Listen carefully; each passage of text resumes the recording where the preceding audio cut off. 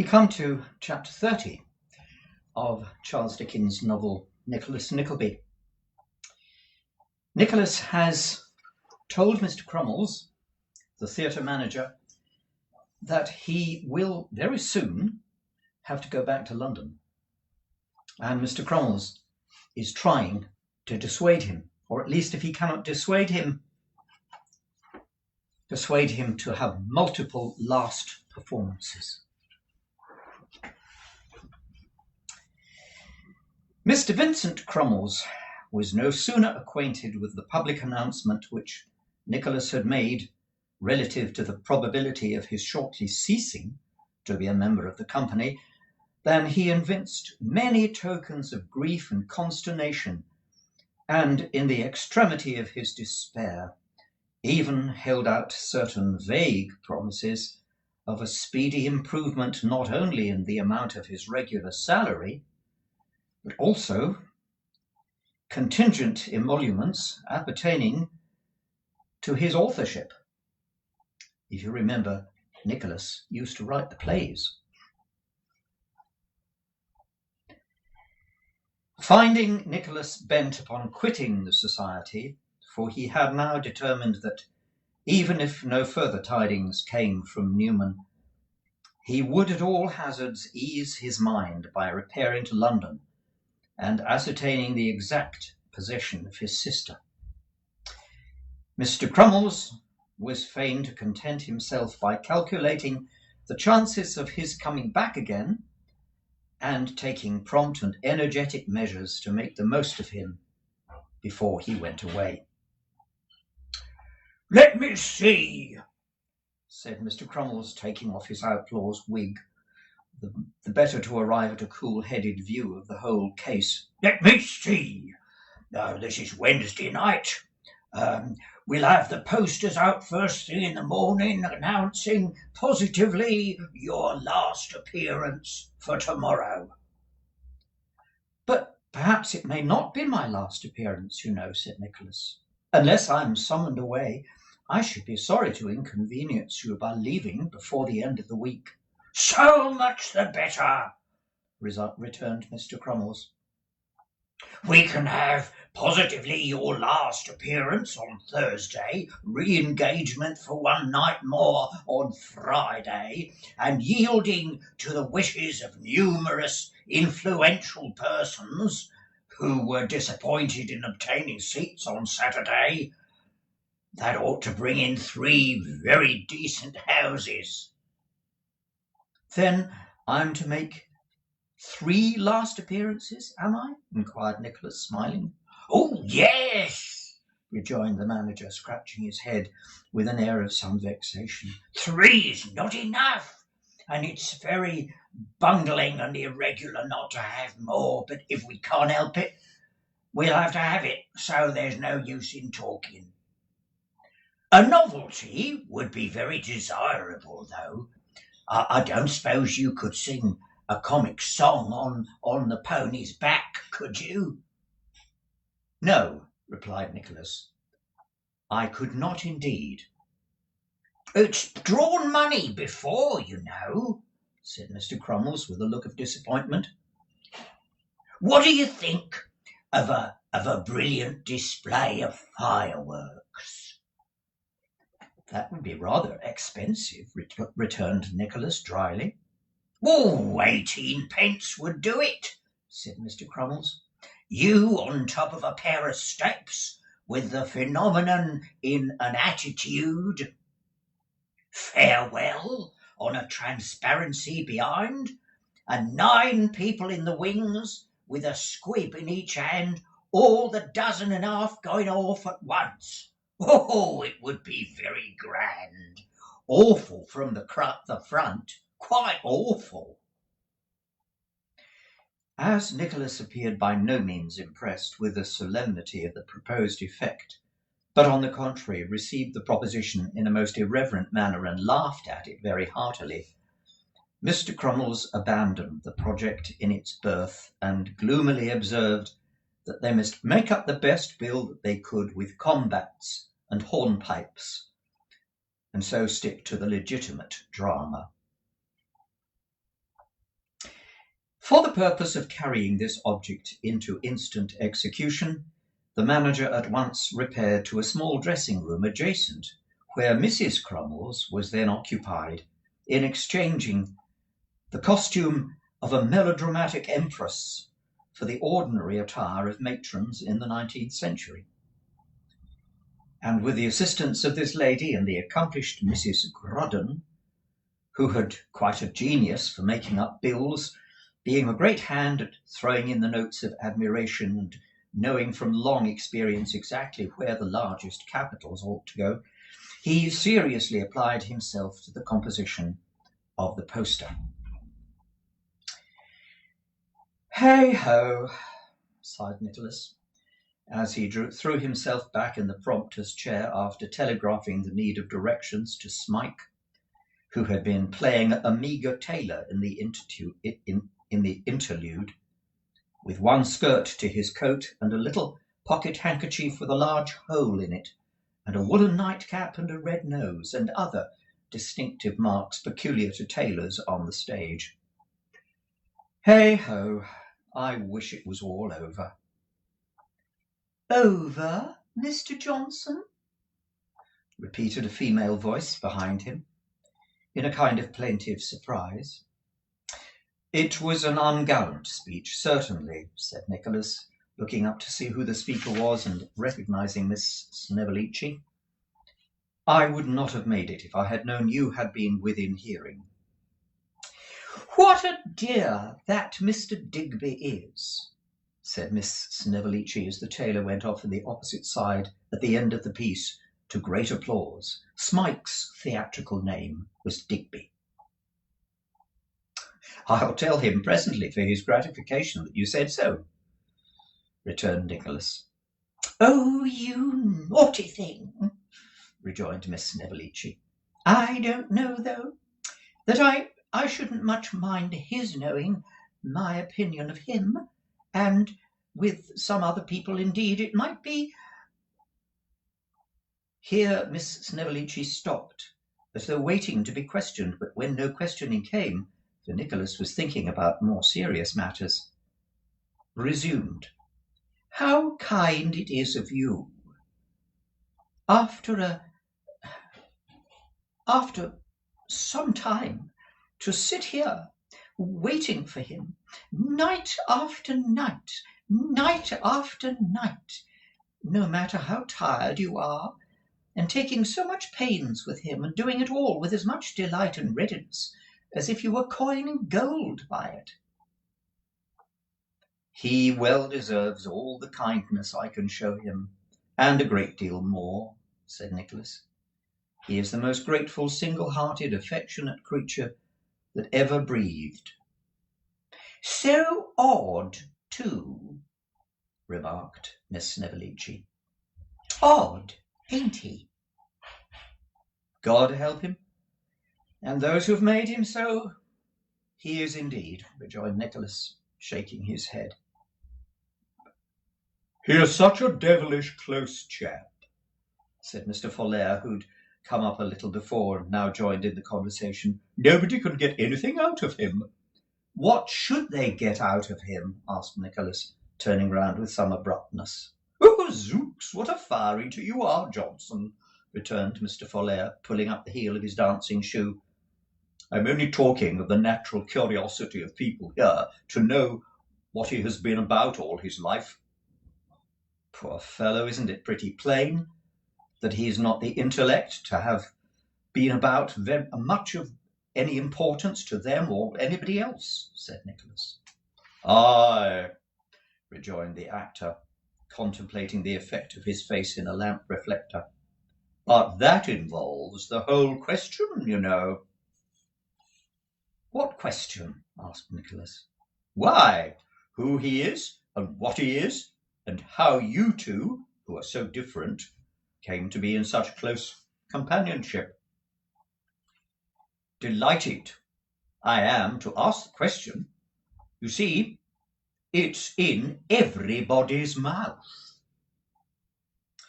"The everybody of the theatre, I suppose," said Nicholas contemptuously. "Oh, in and out of it too," replied the actor. Why, you know, Lenville says— I thought I had silenced him effectually, interrupted Nicholas, reddening. Oh, but yes, perhaps you have, rejoined the immovable Mr. Folair. If you have. He said this before he was silenced. Lenville says that you are a regular stick of an actor, and that it's only the only mystery about you is that you caused to come down with some people here, and that Crummles keeps it up for his own sake, though Lenville says he don't believe there's anything at all in it except you having got into a scrape and run away from somewhere after doing something or other. Oh, said Nicholas, forcing a smile. That's part of what he says, added Mr. Folair. I mentioned it as a friend of both parties and in strict confidence. I don't agree with him, of course. He says he takes Digby to be more knave than fool, and old Fluggers, who does the heavy business, you know, he says that when he delivered messages in Covent Garden the season before last, there used to be a pickpocket hovering around the coach stand who had exactly the same face of Digby, although, as he very properly says, Digby may not be the same, but only his brother or some near relation. Oh, cried Nicholas again. Yes, said Mr. Folair with undisturbed calmness. That's what they say, you know. I thought I'd tell you, because really you ought to know. Oh, here's that blessed phenomenon at last. Oh, you little imposition, I'd like to— Quite ready, my darling, quite ready. Humbug. Ring up Mrs. G, and let the favourite wake 'em. Uttering in a loud voice such of the latter allusions as were complimentary to the unconscious phenomenon, and giving the rest in a confidential aside to Nicholas, Mr. Folair followed the ascent of the curtain with his eyes, regarded a sneer at the reception of Miss Crummles as the maiden, and falling back a step or two to advance with the better effect, uttered a preliminary howl, and went on chattering his teeth and brandishing his tomahawk as the Indian savage. So, those are some of the stories they invent about us, and bandy from mouth to mouth, thought Nicholas. If a man could commit an inexplicable offence against any society, large or small, let him be successful. They will forgive him any crime but that. You surely don't mind what that malicious creature says, do you, Mr. Johnson? Observed Miss Snevellicci in the most winning tones. Not I, replied Nicholas. If I were going to remain here, I might think it worth my while to embroil myself. As it is, let them talk till they're hoarse. But here, added Nicholas, as Smike approached, here comes the subject of a portion of their good nature, so let he and I say good night.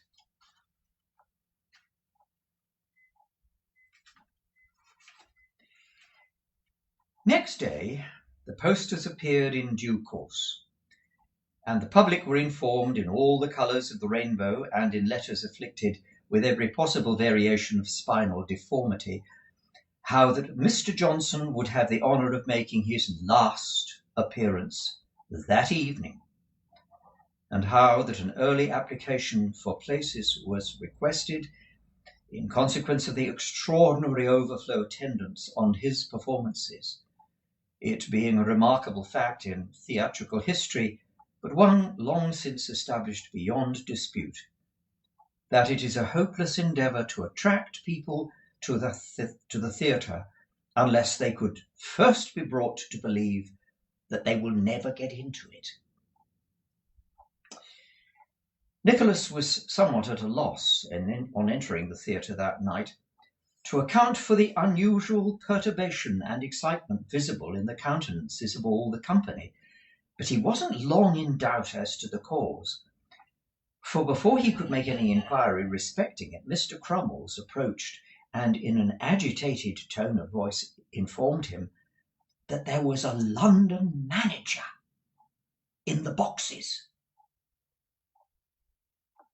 "It's the phenomenon that's drew him here, depend upon it," said Mr. Crummles, dragging Nicholas to a little hole in the curtain that he might look through and see the London manager. "I have not the smallest doubt it's the fame of the phenomenon. That's the man, him in the greatcoat and no shirt collar. So shall we have £10 a week, Mr. Johnson. She shall not appear on the London boards for a farthing less. They shan't engage her on her own, unless they engage Mrs. Crummles too. That's £20 a week for the pair, and I tell you what, I'll throw in myself and the 2 boys, and they shall have a family for 30. I can't say fairer than that. They must have us all, if none of us will go without the others. That's the way of the London people, and it always answers. £30 a week, oh, and it's cheap, Johnson, it's dirt cheap." Nicholas replied that it certainly was, and Mr. Vincent Crummles, taking several huge pinches of snuff to compose himself and his feelings, hurried away to tell Mrs. Crummles that he was quite settled on the terms that could be accepted and had resolved not to abate 1 single farthing. When everybody was dressed and the curtain went up, the excitement occasioned by the presence of the London manager increased 1,000-fold. Everybody happened to know that on her own or his own performance, and they were all in a flutter of anxiety and expectation, would depend the opinion of the London manager. Some of those who were not in the first scene hurried in the wings and there stretched their necks to have a peep at him. Others stole up into the 2 little private boxes above the stage doors, and from that position reconnoitred the London manager. Once the London manager was seen to smile. He smiled at the comic countryman's pretending to catch a blue bottle, while Mrs. Crummles was making her greatest effect. "Very good, my fine fellow," said Mr. Crummles, shaking his fist at the comic countryman when he came off. "You leave this company next Saturday night." In the same way, everybody who was on the stage beheld no audience but one individual. Everybody played up to the London manager. When Mr. Lenville, in a sudden burst of passion, called the Emperor a miscreant, and then, biting his glove, said, "But I must dissemble," instead of looking gloomily, he kept his eye looking fixedly on the London manager. When Miss Bravassa sang her song at her lover, who, according to custom, stood ready to shake hands with her between the verses, they looked not at one another but at the London manager. Mr. Crummles died point blank at him, and when the 2 guards came in to take the body off after a very hard death, it was seen to open its eyes and glance at the London manager. At length the London manager was discovered to be asleep, and shortly after he woke up, went away, whereupon all the company fell foul of the unhappy comic countryman, declaring that it was his buffoonery which was the sole cause. And Mr. Crummles said that he had put up with it a long time, but he was really couldn't stand it any longer, and therefore would feel obliged by his looking out for another engagement. All this was the occasion of much amusement to Nicholas, whose only feeling upon the subject was one of sincere satisfaction that the great man went away before he appeared.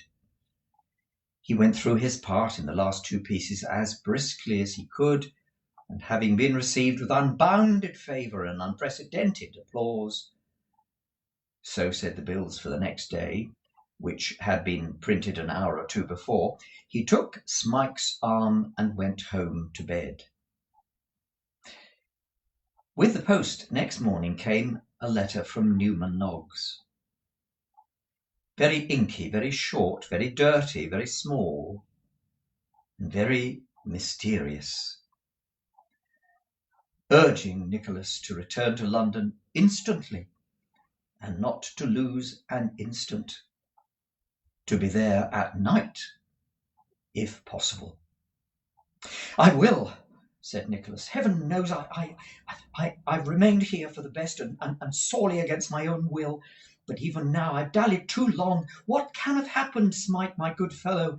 Here, take my purse, put our things together, and pay what little debts we have. Quick, and we shall be in time for the morning coach. I will only tell them that we are going, and will return to you immediately." So saying, he took his hat and hurried away to the lodging of Mr. Crummles, applied his hand to the knocker with such hearty goodwill that he awakened that gentleman who was still in bed, and caused Mr. Bulph, the pilot, to take his morning's pipes very nearly out of his mouth in the extremity of his surprise. The door being opened, Nicholas ran upstairs without any ceremony, and bursting into the darkened sitting-room on the one-pair front, found that the two Master Crummleses had sprung out of the soft bedstead and were putting on their clothes with great rapidity, under the impression that it was the middle of the night and the next house was on fire.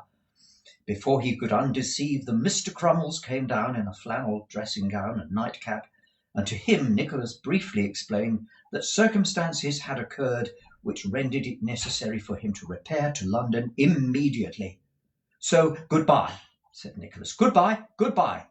He was half-way downstairs before Mr. Crummles had sufficiently recovered his surprise to gasp something out about the posters. "Oh, I can't help that," replied Nicholas.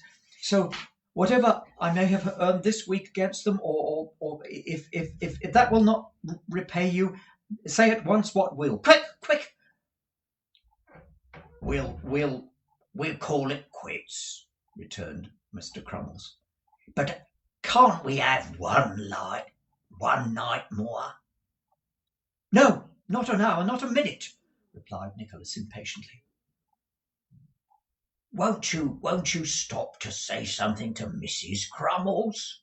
asked the manager, following him down to the door. "I couldn't stop if it were to prolong my life a score of years," rejoined Nicholas. "Here, take my hand, and with it my hearty thanks. Oh, that I should have been fooling here!" Accompanying these words with an impatient stamp upon the ground, he tore himself from the manager's detaining grasp, and darting rapidly down the street, was out of sight in an instant. Dear me," said Mr. Crummles, looking wistfully towards the point at which he had now just disappeared. "If only he'd acted like that, what a deal of money he'd draw! He should have kept upon this circuit. He'd have been very useful to me. But we don't know what's good for him. He's an impetuous youth. Young men always are. Rash, very rash." Mr. Crummles, being in a moralizing mood, might possibly have moralized for some minutes longer, if he had not melancholy had to put his hand towards his waistcoat pocket, where he was accustomed to keep his snuff, and realized that it wasn't there. Indeed, the absence of any pocket at all in the usual direction suddenly recalled to his recollection the fact that he had no waistcoat on, and this leading him to the contemplation of the extreme scantiness of his attire, he shut the door abruptly and retired upstairs with great precipitation. Smike had made good speed while Nicholas was absent, and with his help everything was soon ready for their departure. They scarcely stopped to take a morsel of breakfast, and in less than half an hour arrived at the coach office quite out of breath, with the haste that they'd made to reach it in time. There were a few minutes to spare, so having secured the places, Nicholas hurried into the slop seller's hard by, we'd call it a charity shop these days, and bought Smike a greatcoat. It would have been rather large for a substantial yeoman, but the shopman averring, and with considerable truth, that it was a most uncommon fit, Nicholas would have purchased it, even if his impatience meant taking a coat twice the size. As they hurried up to the coach, which was now in the open street, all was ready for starting. Nicholas was not a little astonished to find himself suddenly clutched in a close and violent embrace, which nearly took him off his legs, nor was his amazement at all lessened by hearing the voice of Mr. Crummles exclaim, "It is he, my friend, my friend!" "Bless my heart!" cried Nicholas, struggling in the manager's arms. "What are you about?" The manager made no reply, but strained him to his breast, again exclaiming as he did so, "Farewell, my noble, my lion-hearted boy!" In fact, Mr. Crummles, who could never lose an opportunity for professional display, had turned out for the express purpose of taking a public farewell of Nicholas, and to render it more imposing, he was now, to that young gentleman's most profound annoyance, inflicting upon him a rapid succession of stage embraces, which, as everybody knows, are performed by the embracer laying his or her chin on the shoulder of the object of affection and looking over it. This Mr. Crummles did in the highest state of melodrama, pouring forth at the same time all the most dismal forms of farewell he could think of out of the stock pieces. Nor was that all, for the elder Mr. Crummles was passing through a similar ceremony with Smike, while Master Percy Crummles, with a very little second-hand camlet cloak worn theatrically over his left shoulder, stood by in the attitude of an attendant officer waiting to convey the two victims to the scaffold.